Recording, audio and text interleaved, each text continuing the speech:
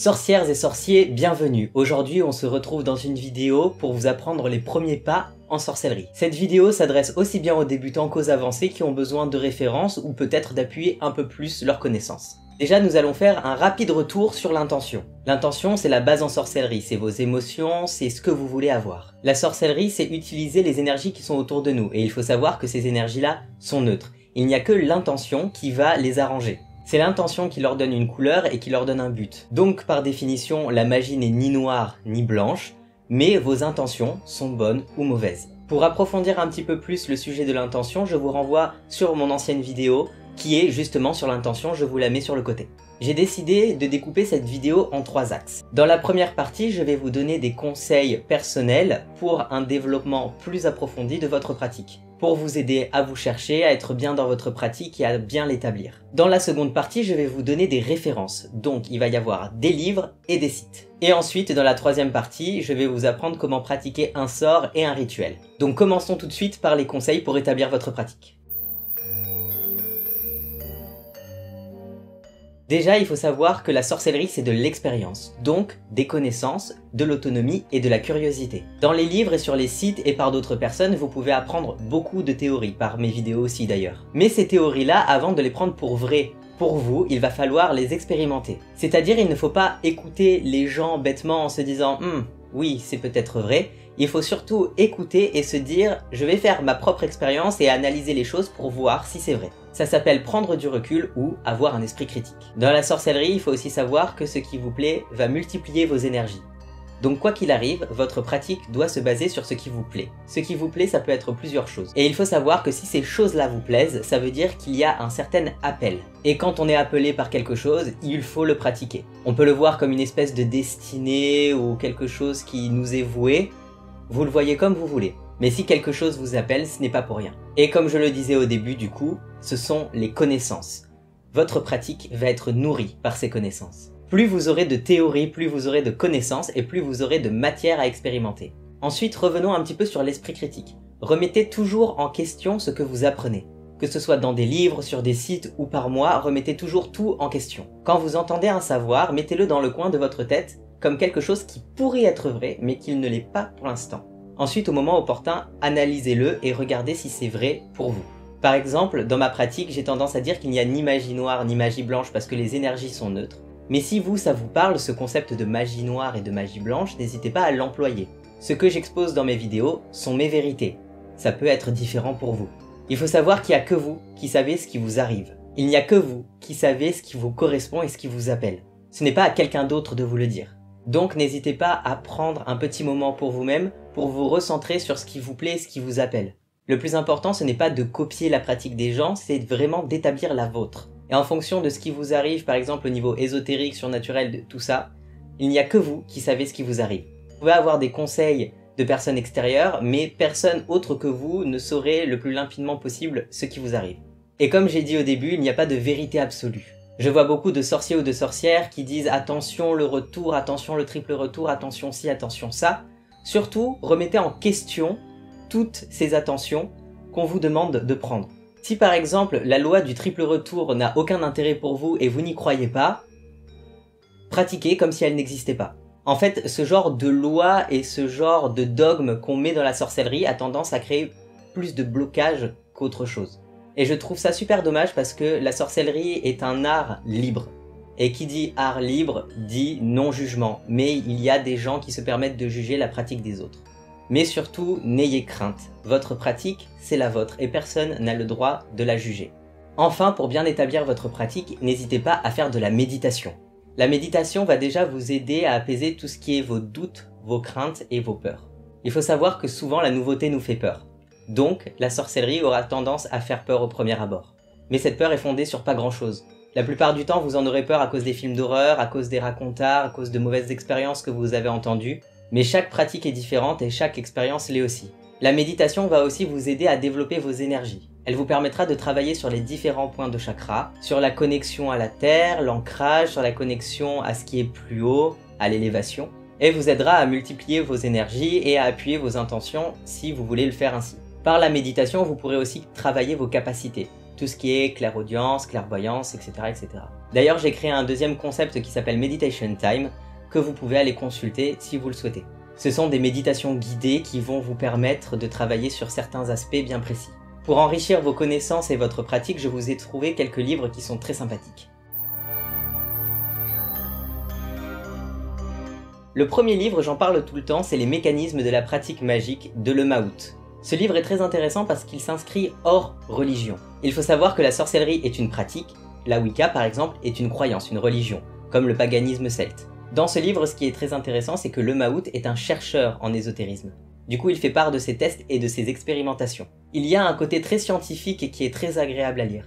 Il y a beaucoup de connaissances sur la pratique de la sorcellerie. Comment manipuler les énergies, les outils en sorcellerie, comment utiliser les pierres en sorcellerie et tout ce genre de choses. À la fin de ce livre, il y a aussi des sorts et des rituels que vous pouvez pratiquer en fonction de leur difficulté.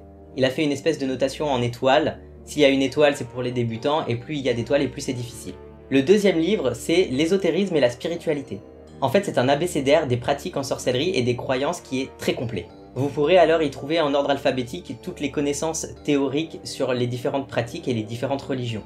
Vous pourrez alors découvrir tout ce qui existe et vous y intéresser par curiosité par la suite, et peut-être cela deviendra votre pratique. Il est intéressant aussi dans le fait d'avoir des mots-clés pour faire ses recherches. Parce qu'il faut savoir qu'en sorcellerie, il y a des mots bien particuliers, qu'il faut savoir employer avec leur définition exacte. Ce livre vous apporte donc ce vocabulaire qui vous permettra de mieux chercher sur internet toutes les connaissances que vous voulez avoir. En troisième livre, je vous conseille La Wicca de Scott Cunningham. Alors oui, c'est étonnant parce que je ne suis pas wiccan, je suis païen celte, mais justement, il faut savoir que la Wicca est inspirée du paganisme celte. Par cela, il y a beaucoup de connaissances très intéressantes qui peuvent être prises hors Wicca. Comme ça parle de Wicca, faites bien le tri dans ce que vous lisez et gardez bien votre esprit critique. Justement, c'est dans la Wicca qu'on retrouve cette loi du triple retour. Si pour vous ça ne vous parle pas, ce n'est pas parce que Scott Cunningham vous dit que ça existe vraiment. Il faut savoir que la loi du triple retour n'existait pas avant l'invention de la Wicca vers 1800. C'est une branche du néo-paganisme qui a ses propres règles qui ont été inventées en même temps. Mais par exemple, pour les païens celtes comme moi, la loi du triple retour n'existe pas. Dans ce livre, vous trouverez aussi des sorts et des petits rituels à pratiquer. Il y a plein de livres qui sont très intéressants, mais je ne peux pas tous les citer ici, alors je vous renvoie vers les éditions Alliance Magique. Dans ces éditions, vous pouvez trouver une multitude de livres qui parlent de beaucoup de choses différentes. Il y a notamment des livres sur les différentes pratiques magiques et aussi les branches des différentes religions et croyances. Vous pouvez commander les livres directement sur leur site. Attention, si vous regardez cette vidéo pendant le confinement, il faut savoir que les frais de port sont très élevés parce qu'en fait, ils font livrer par Chronopost pendant le confinement.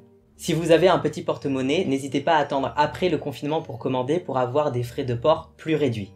Les éditions Alliance Magique font aussi un magazine si cela vous intéresse. Ensuite, après plusieurs heures de recherche, j'ai pu vous trouver 3 sites qui sont très intéressants. Le premier site est un blog qui s'appelle Magic Life. C'est très complet, il y a autant de l'ésotérisme que de la spiritualité, que de l'astrologie, il y a plein de choses différentes. Et attention, gardez bien votre esprit critique parce qu'il y a une rubrique qui parle des dons. Mais ne vous inquiétez pas, si vous n'avez pas de clairaudience évidente, vous pouvez la travailler.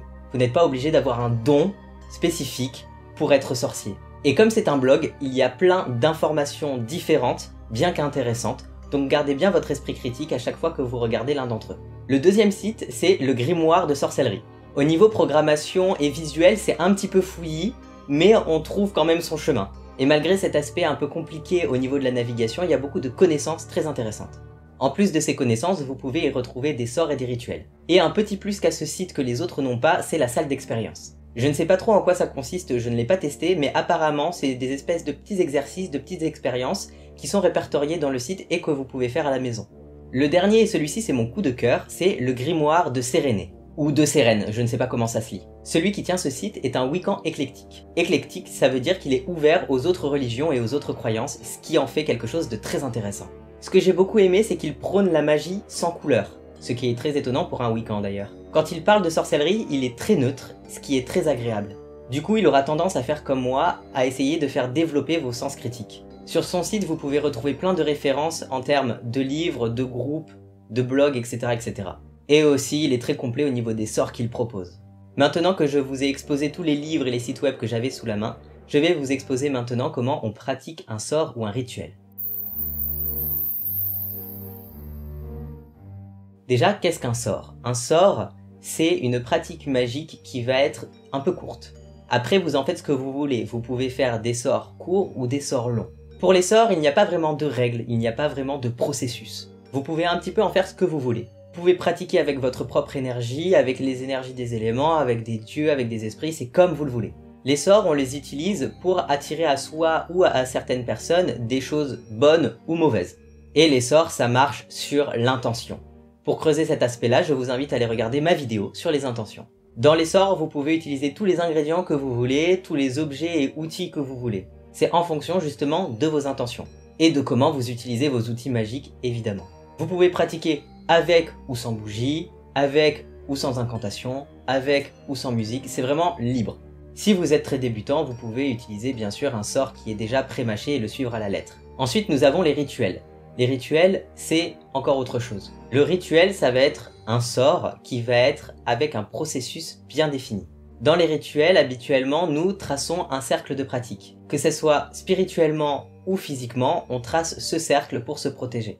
Les rituels ont tendance à être un petit peu plus longs. Et, comme son nom l'indique, il est ritualique. C'est-à-dire que si vous avez un rituel de guérison, vous allez tout le temps le faire de la même manière, avec le même processus. Les rituels servent à la même chose que les sorts, à s'attirer de bonnes choses. Mais ils ont tendance à être un petit peu plus poussés. Il y a plusieurs manières de pratiquer un rituel. Il y en a qui disent qu'il faut se laver avant, bien se purifier, puis tracer son cercle, méditer pendant une demi-heure. En réalité, il n'y a pas de règle tant que vous suivez votre propre processus. Par contre, vous ne pouvez pas esquiver le cercle de pratique. Le cercle sert à faire monter les énergies et aussi à vous protéger. Les rituels ont tendance à être un peu plus connectés avec les déités et les esprits que les sorts. Et il faut savoir qu'un rituel aura tendance à être plus intense qu'un sort, vu qu'il est plus long, il demande plus de temps, plus d'énergie. Et bien sûr, vous pouvez créer vos sorts et vos rituels ou utiliser des qui sont déjà pré-mâchés si vous n'avez pas envie ou si vous n'arrivez pas à créer vos propres sorts et rituels. Il faut savoir qu'il n'existe pas qu'un seul sort ou qu'un seul rituel par thème. Si on prend l'exemple de la guérison, il n'existe pas un seul sort de guérison, ni un seul rituel de guérison. Il en existe plusieurs parce qu'ils sont créés par les sorciers et les sorcières. Dans vos sorts et vos rituels, vous allez souvent utiliser des symboles. Les symboles, ça peut être beaucoup de choses, ça peut être des dessins, ça peut être des symboles déjà établis, ça peut être des couleurs, ça peut être ce que vous voulez. Vous pouvez même utiliser vos symboles personnels, ceux que vous avez créés vous-même.